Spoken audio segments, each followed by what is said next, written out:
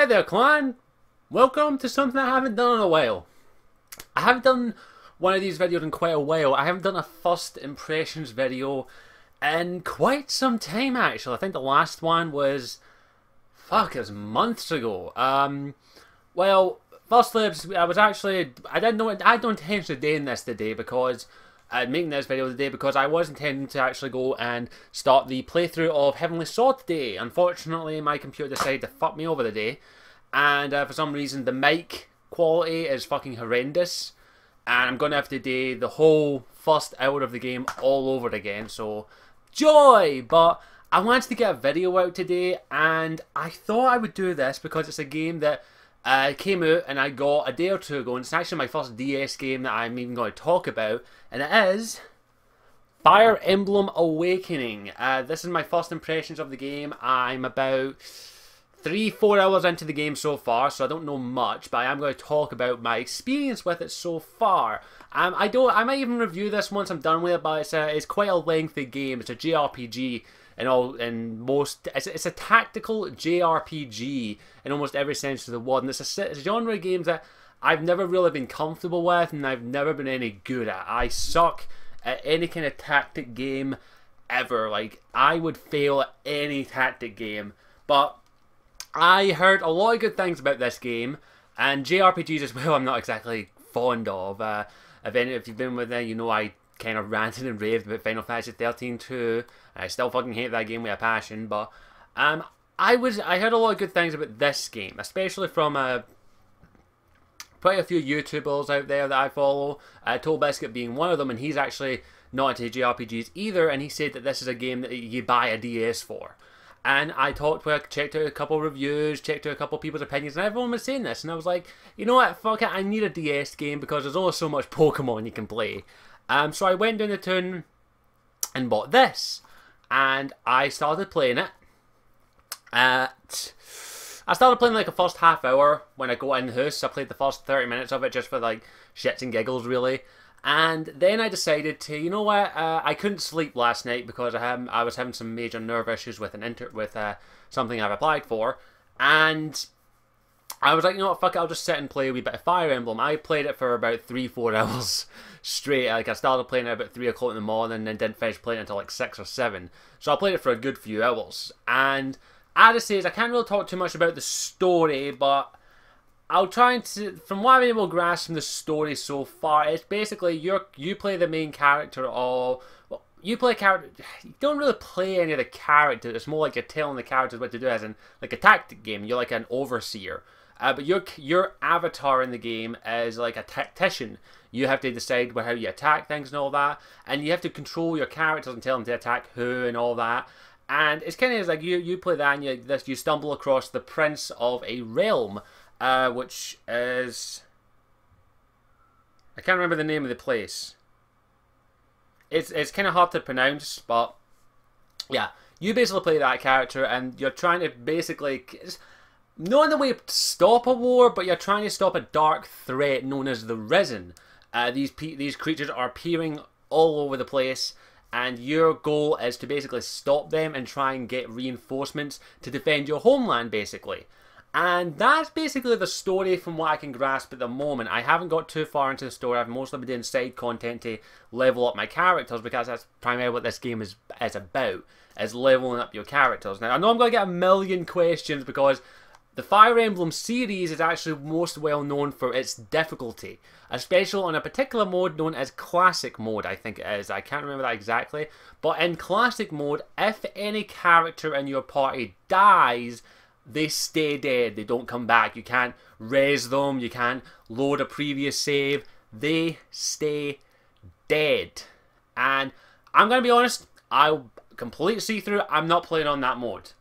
I am not that good at these games that I am confident enough with my abilities to play on a Classic or Iron Man mode, whatever you want to call it, because I am not good at these games. I suck majorly, so I said to myself that I will not play that mode until I'm comfortable with it. I'm playing on normal mode, which is basically you can play, basically the characters don't die, they just get knocked out, but you can't use them for that battle for a wee while, for the remainder of that battle.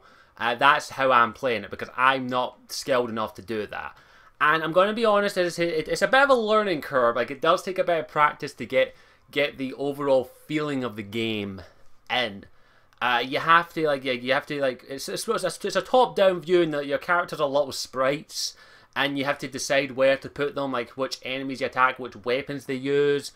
You also have to decide, like, you have to position them as well, because if you position like your main cavalier guy who's on the horse with the massive lance, and you have to position him at front, and you want him to be the major damage dealer, you have to also take into consideration if you have to add different people to support him. You can have like your great knight supporting him from the right, and your magician, your black magic user, on the left, so that he gains bonuses such as like bonuses to health, hit ratio, avoidance, dodge.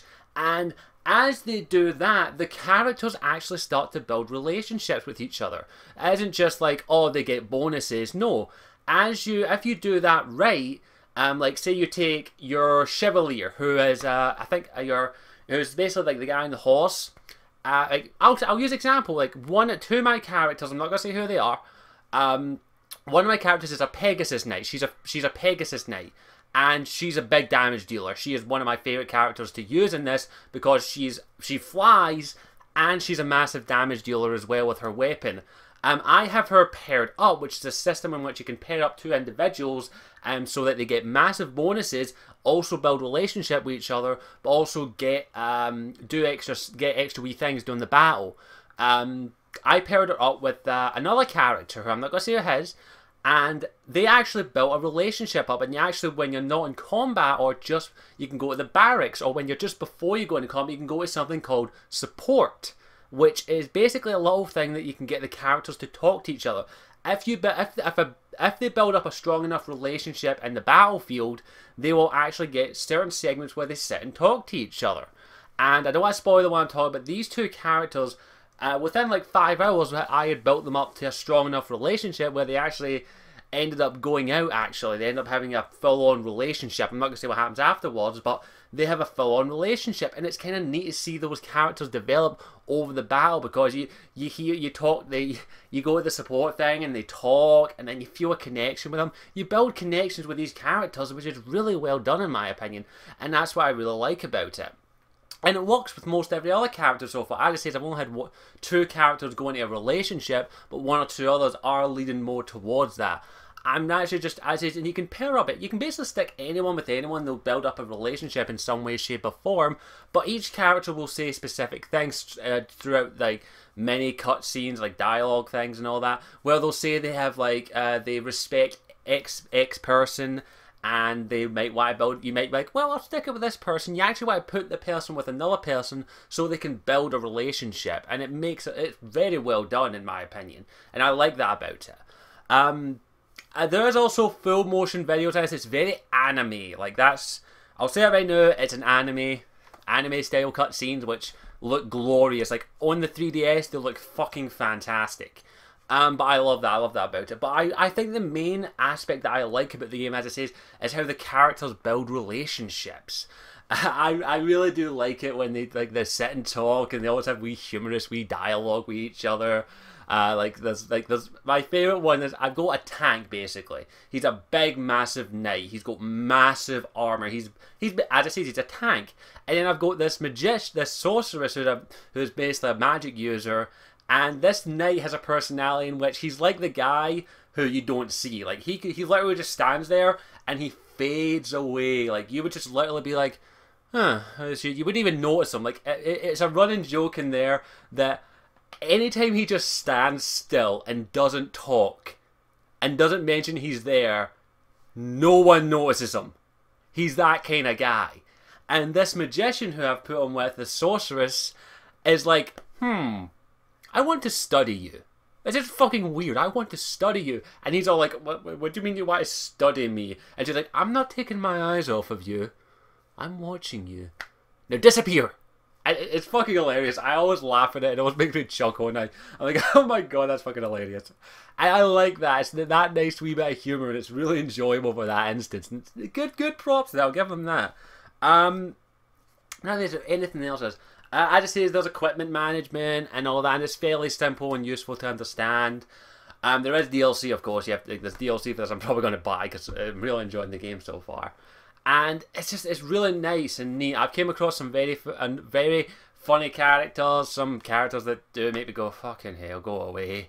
I've also come across a pretty damn fucking badass character very early on who basically is annihilating everything and leveling up like crazy. And it's also a nice wee thing. I like the level up system is that it isn't just like you assign attributes. No, that each character has their strengths and weaknesses. Like you're not going to send a healer, a cleric who you get very at the start of the game, and to take on a fucking whole horde of knights. No, you want to keep the cleric back, and you want to send like your chevalier or your great knight or your tank up front to take the brunt of the damage, but also deal out damage, and have your healer as far back as possible, healing up healing up the tank basically. However, the enemies aren't fucking retarded.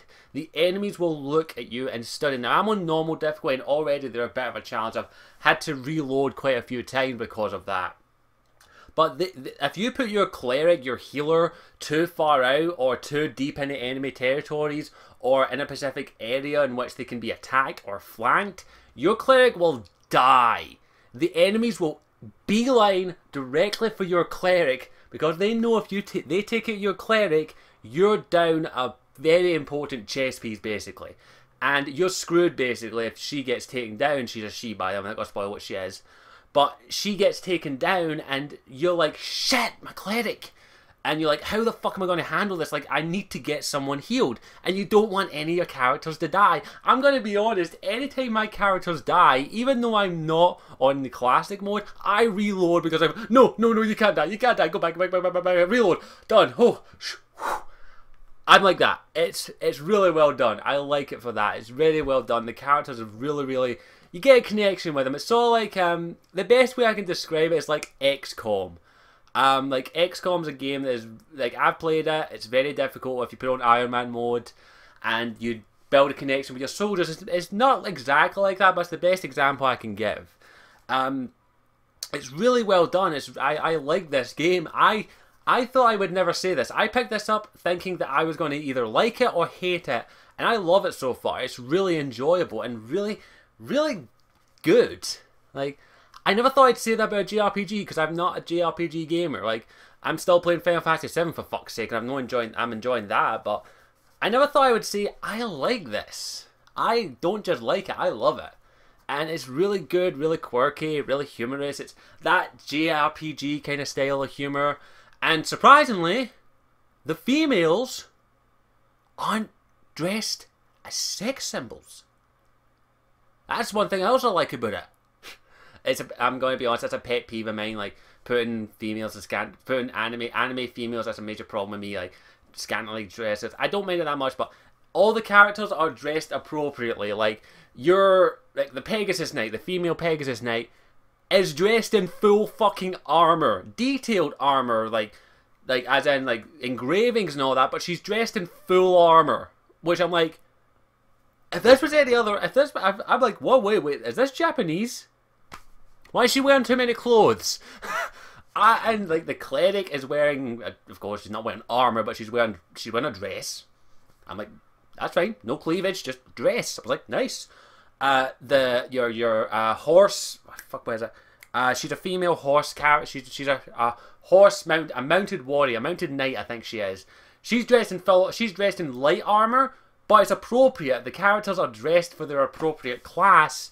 And their appropriate, there's no like, oh my, fucking put some clothes on.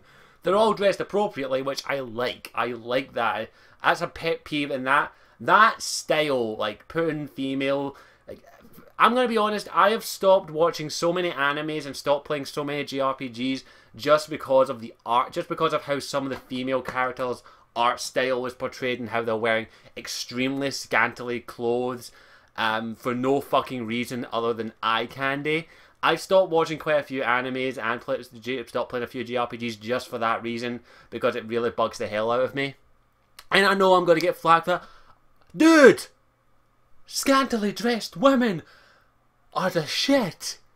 It doesn't do it for me. It honestly doesn't do it for me. And it's always like that's what I'm always worried about anytime I pick up a JRPG is are the like it's one of I'm like please for fuck's sake let the women be dressed appropriately. Now if they like I just say something, let me just clarify something. If it fits the story for the character being dressed in scantily clad clothing, I'm okay with that. I mean, like, I'll use Isabella from Dragon Age. Isabella from Dragon Age is dressed scantily, but it fits her character and her personality. If it fits the character and personality, I don't mind it as much. But as I say, is normally when it comes to JRPGs or anime, the female characters are dressed scantily for the sake of being dressed scantily. And I know it's a culture thing. I know it's like Western versus Eastern. It's a completely different culture thing. But it's just a pet peeve of mine, and it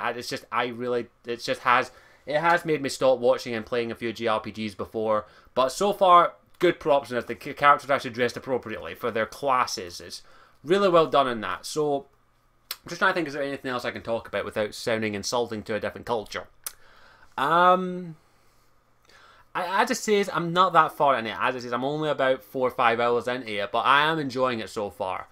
And yeah, I would definitely say that so far this is a system seller. This is a reason to get a DS so far.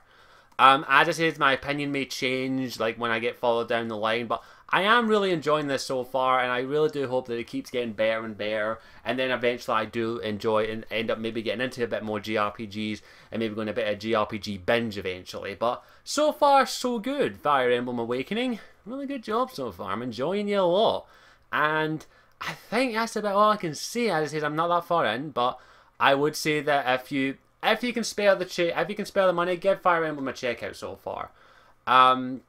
I'm enjoying it so far. It's really, really good. And I think that's all I've got to say on this. So, Fire Emblem Awakening is doing really good. Well, my first impressions are A-okay. So far, so good. I like it. Really, really good so far.